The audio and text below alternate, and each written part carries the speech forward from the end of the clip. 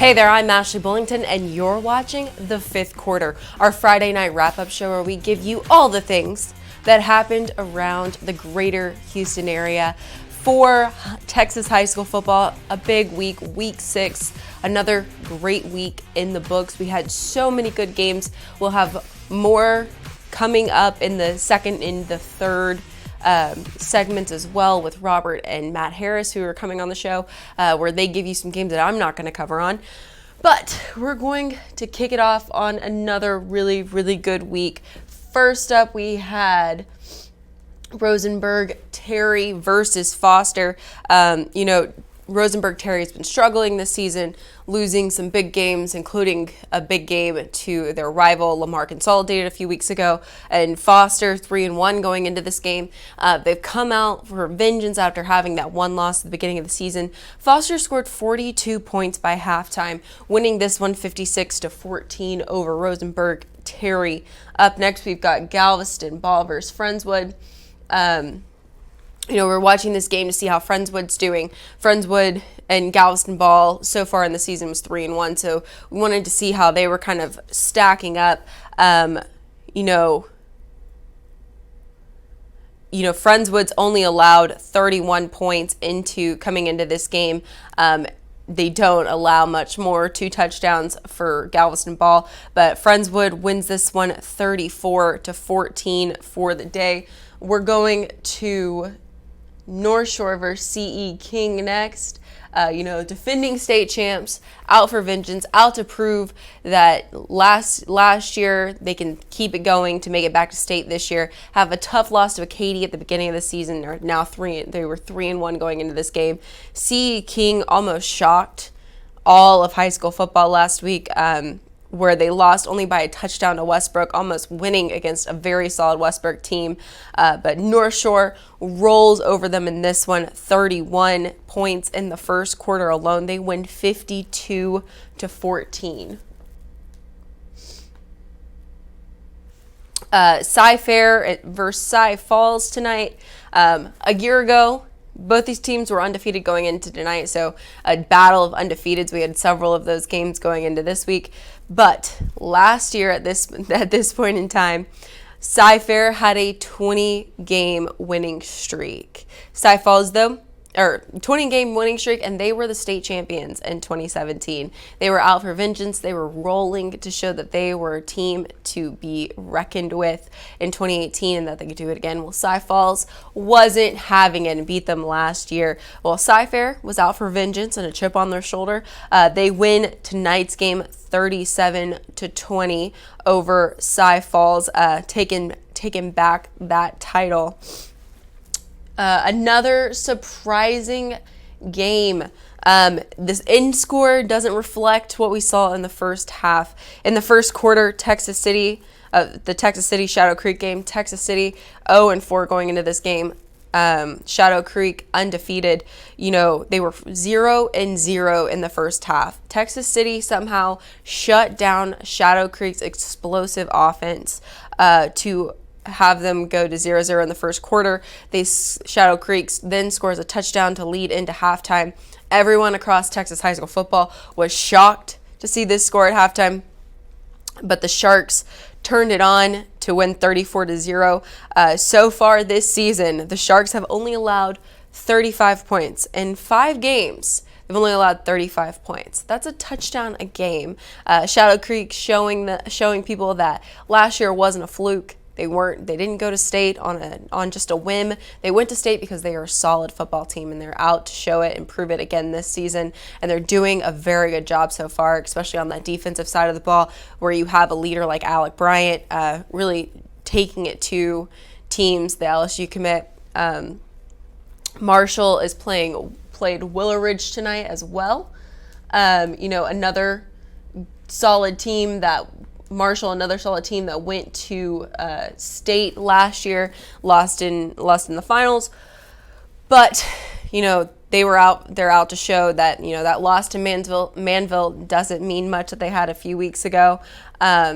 and Willow Ridge Willow Ridge being a very solid team, but hasn't beat Marshall since 2000. I think 2009, 2007, one of those 2 years. It was on the warm up. Don't really remember off the top of my head, but Marshall turns it on tonight. They win 49-13. As they win 49-13 tonight, have another solid game. We're looking for some other scores when they come in. We're keeping an eye on Decaney and Westfield, as well as Klein Oak and Klein Collins. Westfield has been one of those teams so far this season. They've only allowed 2 points besides and their one loss to North Shore. If they can hold Decaney, that's going to be another game that they've only allowed a couple of touchdowns in. And then we've also got our game of the week, Klein Oak versus Klein Collins. This game so far has been going back and forth between these two teams, but we'll give you an update on those two later on in the show. Another big week of high school football. We love to see all these games.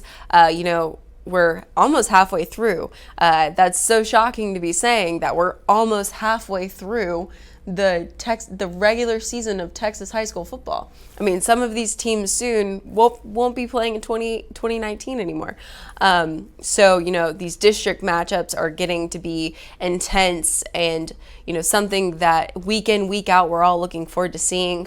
The winner in one district and all of these guys who are starting to get some losses on the board. So who are questions going into to week 7? Who's going to remain still undefeated after week 7? Who's the top dogs? We're starting to get some of those answers, those answers to our questions that we had going into district a couple weeks ago. But we'll be right back with the 5th quarter after these messages. Don't forget to catch our extended coverage of the high school football season each week on The Warm-Up, presented by your local Houston area Geico agents. We will get you ready for all the action this Thursday on all our social media outlets. And we are back with the 5th quarter, and we have our Inside High School Sports Insider, Matt Harris, on the phone with us. Matt, another big week of high school football in Houston. What do you have to say about these Houston teams? The biggest thing that stood out this week was probably Katie's game. Mm-hmm. It was one of the bigger games in the state this season. They really got tested against a really good Tompkins team. Katie came out with a 35-31, but I think that says more about Tompkins. It speaks more to Tompkins because this is a Katie team that routed a really good Atascocita squad, I believe 49-7 back in week 2. And Tompkins being a school that's able to hang within 5 points of a team that is likely considered the favorites to make to the state championship game at this point in time, that's really big. I was really impressed with Tompkins yesterday. They had a couple mistakes that they made that wound up costing them the game, but they were step with Katie most of that game. I mean, that's a big thing to be able to say that, obviously Katie's a great squad. We know that. We've been saying it week in, week out, but that's a big thing to be able to say, I'm more impressed with Katie Tompkins, who, yes, lost the game, but I'm more impressed with them than I am with this team who's probably going to go and make it to a state championship game. Yeah, no doubt. Tompkins, they had just a really impressive performance yesterday. They had some special teams miscues that led to some easy points, a fumble that led to some easy points for Katie. But if you're able to clean that up, take a little bit of that out, Tompkins very well could have won that game. And Jalen Milrow was really impressive at quarterback. So. Awesome. So another game that you were watching tonight was Klein Cain versus the Woodlands. Kind of give us a synopsis of that game and your thoughts. Yeah, Klein Cain was impressive in this one. District 15-6A is just it's been a crazy district all year, but Cain was in control of this game most of the way. I believe the Woodlands is playing with their backup quarterback, so it is worth noting that Ben Mills has stepped in and done a good job, but they definitely miss Peyton Jansek. But Klein Cain really came out and impressed tonight with a 28-14 win over the Woodlands, which is obviously one of the teams in the area that you really look at as a powerhouse down in Houston. Definitely, and that's the point I was about to say. The Woodlands are always considered a big powerhouse. They're the team that you kind of hear about throughout the whole state of Texas. The Woodlands, Tomball, stuff like that. But that 15-6A district is one that you seem really impressed with. Talking off air, what is it about that 15-6A district that 15-6A district that you really like, and what are some other teams that you're watching in that one? Yeah.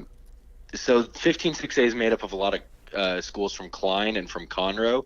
One school that has really impressed me this year is Conroe. They took down a pretty good Klein squad tonight, 38-13. This is a Klein team that snuck into the playoffs with a fourth spot a year ago and went all the way to the fourth round of the playoffs. That really speaks to the depth in that district, that you can have a team that, barely snuck into the playoffs on the last day of the regular season to that fourth spot and was able to make it so far. Conroe goes in and takes them down tonight. Christian Packett, quarterback for Conroe, has been really impressive all year, and he had another great night tonight. That seems to be a district that, week in, week out, we have something to say about them. When Klein beat Klein Oak a few weeks ago, Conroe beating Klein tonight, Collins giving Klein a run for their money right now. Stuff along those lines makes for really fun high school football, don't you say? Oh, yeah, absolutely. Klein Collins is taking on Klein Oak right now, and I know that's a game that you guys are going to hit on a little bit later in the show. But like I said, you've got teams beating each other each week. Klein Collins is currently undefeated. That game's been back and forth all night. So if they fall to Klein Oak, that district is wide open for 3 or 4 teams to potentially win that district, and for probably about 6 teams, maybe 7 teams to make the playoffs. One last thing I want to talk about in 5A, Texas City held Shadow Creek to 1 touchdown. That's Shadow Creek has averaged about 30 to 40 points a game, and Texas City, an 0-4 team, holds them to almost not scoring in the whole first half. To me, I'm almost flabbergasted to see that. Oh yeah, absolutely. That was a game I looked up at halftime, and it was 7-0 Shadow Creek, and I was like, what is going on? I think that's just a classic case of, getting a big win. Shadow Creek picked up a big win over Angleton a week ago, and just kind of looking forward to next week past Texas City. That's always dangerous, no matter who you are, no matter what level you're playing this sport at. If you look ahead to that next week, you're kind of susceptible to anything. Shadow Creek came out strong in the second half and was able to put away Texas City 34-0 in that one. I remember one thing when I was playing that we were told a lot was you have to play. If you're one of those teams that ends up playing down to an opponent, you're going to get beat by somebody you weren't supposed to get beat by. And seeing that score, that made me think of that. And that's not what we're used to seeing from the Sharks by any means. But are there any other 5A teams that have really stood out to you this season? Shadow Creek's district it's one of the toughest districts around, and I think that one of the big games that you're going to have to circle on the schedule is Foster. Foster's been impressive this year as well, and that's something that they'll have to Shadow Creek will have to go and play Foster in the regular season and likely far down the road in the playoffs. And remember, Shadow Creek is a school that they are, I believe, 5-0 this season. That would make them 20-1 in school history. That's really impressive, but if there's any team I think in Houston that can beat them, it would be Foster. Well, they've only allowed 35 points in their first 5 games of the season, so that goes to show that defense with Alec Bryant leading it is definitely good. And Foster tonight beats Rosenberg Terry, who's kind of struggling this year, but usually it's a very solid team. They beat them 56-14. I think that the district that they're in is going to be a tough one as well. Final thoughts on week 6 as we're wrapping it up to go into week 7 next week. One thing you just mentioned with the Shadow Creek defense and how they've limited opponents to 35 points over the first 5 games. It seems like they've got a D1 recruit at almost every position on the defense side of the ball. Shadow Creek has one of the best defenses that the state has seen in a long time. And speaking of Shadow Creek, a school pretty close to them that they've kind of taken some talent away from, Manville, they've been rolling as well. They picked up a last I checked, it was 55-0 win over Madison, which is a school, yes, that struggles in the Houston area, but Manville, I think, has had an impressive year as well. So awesome, Matt. Well, thank you so much for joining us on the fifth quarter. We'll be right back. Watch Inside High School Sports to catch this week's Chevy Spotlight, brought to you by your Houston area Chevy dealers. Visit your nearest Chevy dealer to test drive their award-winning products. Hey there, I'm Ashley Bullington with one of my personal favorite people, our producer, Robert Sheik, who's coming on to help me out to bring us home. Robert? Glad to be here, Ashley. Let's do it. So, week 6, what did you see? A lot, actually. There was quite a bit. Probably the wildest week we've seen so far down in Houston. District 15 6A, let's start there. Klein Oak with a big kind of upset win over Klein Collins. Dwight McLaughlin, 2 touchdown catches. That guy has just been an absolute freak of nature. What a transfer for Jason Glenn to receive there at Klein Oak. And he's had such a big season. It seems like every week he's pulling down touchdowns left and right. Mm-hmm. Nobody can seem to guard him. But also in that district, Conroe is 3-1. I'm not sure many people expected that. Conroe, I believe, beats Klein tonight. Yes. Klein Kane knocks off the Woodlands 28-14. So you have the Woodlands sitting at 2-2. Klein Kane is 2-1. You have Klein Collins at 3-1. Klein Oak at 3-1. Mm-hmm. I think Klein, Klein's in that mix as well. It's a big jumbled mess. A lot of good, a lot of competitive teams. And, it's going to be a dogfight for every team. That's almost anybody's district at that point in time. Absolutely, yeah. Everybody's thinking they can win that district right now, and they can. I mean, all those teams have big wins, and they're all playing really well so far. The Katy district, it's obviously Katy's district. Katy's a force to be reckoned with. Could obviously make it to state, but Katy Tompkins plays them really well last night. Is that Katy Tompkins team looking to make that number 2 spot? Yeah, I know. It's a very impressive season thus far by Katy Tompkins. 2 years in a row now we've seen this. That program won more games last year than it had in its entire school's history. That was last year. This year, Tompkins gets off to a 5-0 start, loses Thursday night to Katy. But, yeah, Tompkins is for real. Junior quarterback Jalen Milrow, a Texas commit, and he's a big-time player. Running back R.J. Smith, that defense is legit too. Let's not discount the fact that, Katy got up in that game 35-10, and Tompkins didn't let them score the entire, last half of the third quarter and the entire fourth quarter. So give Tompkins, a lot of credit, but Katy is really, really good this year. And I know we sound like a broken record saying that, but this Katy team is legit. Unheralded guy, Jordan Patrick, has a big play in the special teams game, returns a punt, 58 yards for a touchdown Thursday night, and then also catches about a 75-yard touchdown pass. Everybody knows about Ron Hoff, and Katy just churns out these running backs, it seems like. Yeah. And he's the latest one, 173 yards and 2 touchdowns last night. But that offense just really seems to be rolling, and, we all know what Katy can do defensively. Both of those teams, especially if Katy goes 6A Division I and Tompkins 6A Division II, look out. You might have 2 Katy ISD teams going very, very far in the playoffs. So Cy-Fair, Cy-Falls game of the week. Cy-Fair is out for vengeance from last year.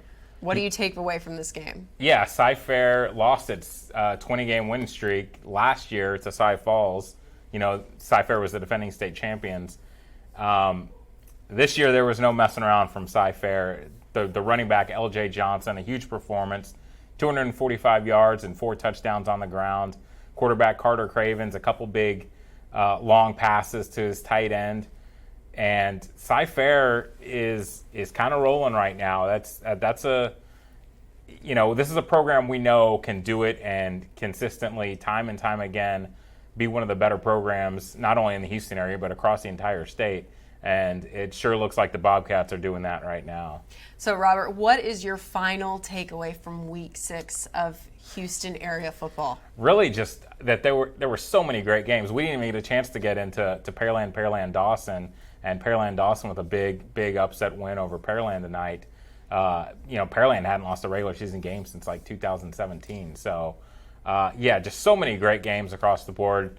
Be sure and check out the highlights Inside High School Sports, Chevrolet's Inside High School Sports, and if you can't catch any part of the show or you miss something or you want to watch them again, go to our website, yes, InsideHighSchoolSports.tv, obviously all our social media platforms. He's such a good plugger. We will have highlights. There are highlights galore. Trust me, this is a week you do not want to miss the highlights because so many great games this weekend down in the Houston area. And our Chevy Spotlight's on a good team too? Chevy Spotlight is on the Atascocita Eagles, and the Eagles won 70-7 Thursday night over South Houston. That program they like 70s. They have put up in the 60s or 70s. I think just about every game except when they played Katy.